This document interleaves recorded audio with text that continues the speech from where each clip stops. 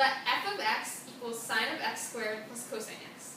The graph of y equals the absolute value of the fifth derivative of x is shown above.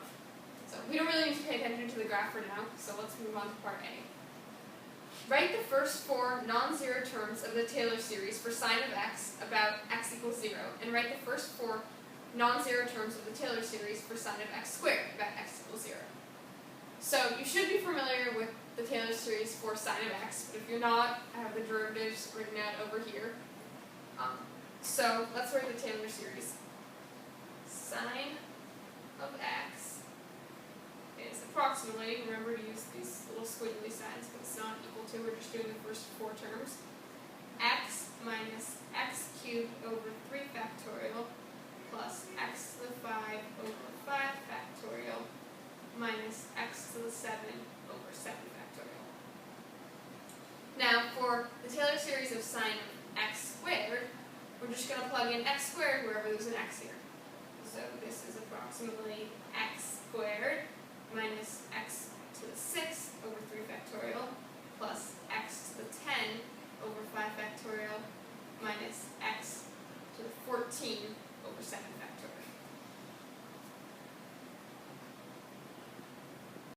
Okay, so this is part B. Write the first four non-zero terms of the Taylor series for cosine of x about x equals 0. Use this series and the series for sine of x squared, found in part A, to write the first four non-zero terms of the Taylor series for f about x equals 0. So you should be familiar with the series f of x equals cosine x, the Taylor series for that, but if you're not, here are the derivatives. And so we can write the first four terms. Cosine x is approximately 1 minus x squared over 2 factorial plus x to the 4 over 4 factorial minus x to the 6 over 6 factorial. Now, to find the first four non-zero terms of f of x, we just use the Taylor approximation for sine of x squared, which we already did, and we can use simple addition to put these together. So f of x is approximately 1 plus x squared minus x squared over 2 factorial plus x to the 4 over 4 factorial minus x to the 6 over 3 factorial minus x to the 6 over 6 factorial. And then we can add all these terms together, and we get f of x is approximately 1 plus x squared over 2 factorial plus x to the 4 over 4 factorial minus 121 x to the 6 over 6 factorial. And you can do all the addition out if you want by yourself. Okay, now let's do part C. Find the value of the sixth derivative of f of x at 0. So to do this, we just want to go to the term with x to the power of 6 in the Taylor series and take whatever the coefficient of that is, and that will be our derivative. But remember that the 6 factorial part is going to cancel out because of all of the derivative rules when we're multiplying by 6, then by 5, then by 4, then by 3, then by 2, then by 1. So the coefficient is just going to be negative 121, and that will be the sixth derivative of f of x.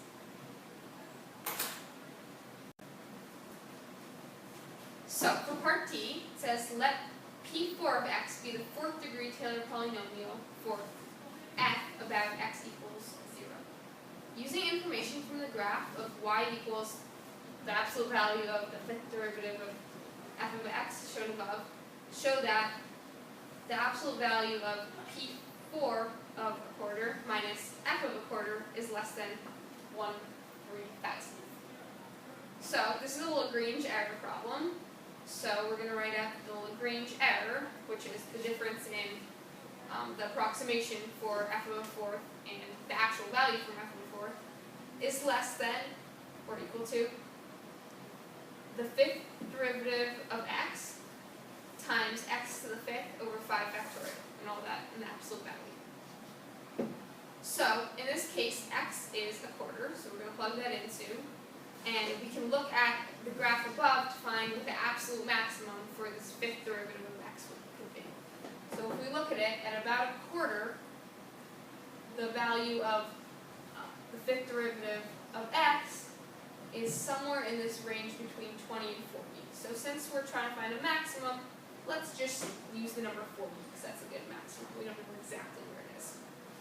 So the error is somewhere less than 40 times 1/4 to the power of 5 over 5 factorial.